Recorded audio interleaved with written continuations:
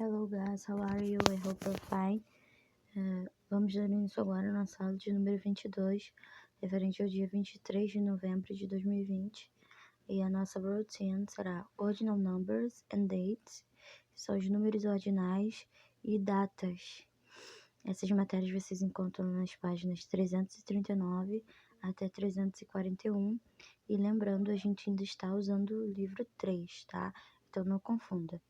Ordinal Numbers and Dates, páginas 339 até 341, livre do terceiro bimestre. Eu também hoje vou deixar alguns exercícios do livro. Então vamos lá, about ordinal numbers, sobre os números ordinais. Como eu coloquei aqui no slide, em português eles também existem, são chamados de números ordinais. Eles indicam ordem ou hierarquia.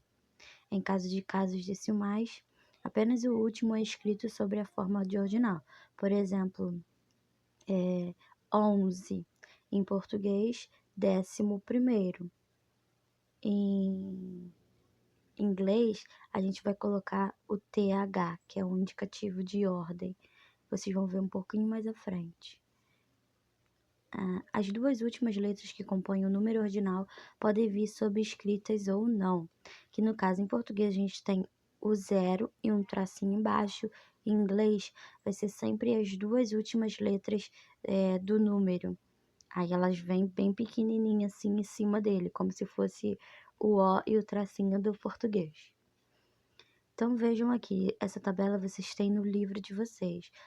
Primeiro a gente pode escrever ST ou first, segundo second, e vejam, sempre as duas últimas letras elas podem vir sobrescritas, que é para indicar que é um número ordinal. Então, first, second, 30, 40, 50, 60, a pronúncia é quase a mesma. A gente só consegue identificar mais através da escrita. E o macete, vejam, o primeiro, que é o first, segundo, second, e o terceiro, third, eles são escritos de forma diferente dos números cardinais.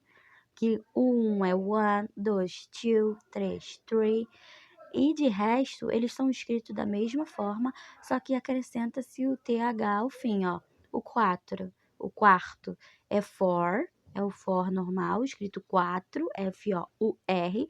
E para a gente indicar que é um número ordinal, a gente só coloca o TH no fim. O 5 também é uma exceção, porque o 5 a gente sabe que é 5, para formar o quinto fica F-I-F-T-H. Mas o 6, 7, 8, 9 e 10, a gente pode utilizar esse macete, que é escrever o número normal e colocar o TH no fim. Como eu disse, se forem casas decimais, apenas o último será escrito na forma de número ordinal. Por exemplo, vejam o 21, 20, que é o 20, e o 1, ao invés de a gente escrever 21, a gente vai escrever 21st, que é o 21º. No português a gente coloca os dois números em forma ordinal. Em inglês não, é só o último, que é 21st, primeiro, tá? E assim segue para os outros. Essa tabela vocês podem consultar no livro de vocês. Agora, sobre dates. Dates é uma matéria super tranquila, porque a gente tem formas diferentes de escrever datas. Em português, a gente coloca só o número entre barras, isso também existe em inglês. Ou então a gente põe por escrito, por exemplo, 24 de novembro de 2020, pode ser por extenso. Só que nós temos duas formas no inglês: o British e o American, que é o inglês da Inglaterra e o inglês dos Estados Unidos, inglês britânico e inglês americano.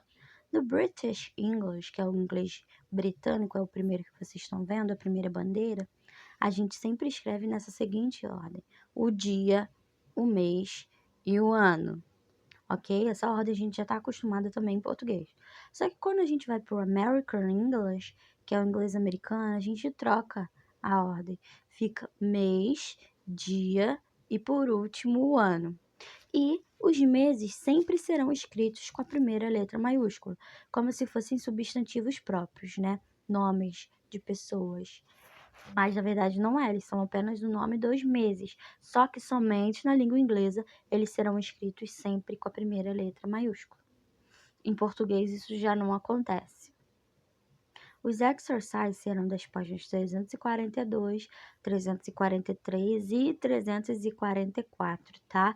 Não é para pular nenhuma, é para vocês fazerem do 1 ao 20. Quando vocês realizarem os exercícios, voltem aqui nesse vídeo para poder conferir as respostas de vocês, tá ok? Então, a seguir ficarão os slides para vocês conferirem e eu vou sempre dar aquela pausa para vocês não precisarem ficar pausando o vídeo toda hora, então eu sempre deixo um pouquinho mais de tempo nos slides de gabarito.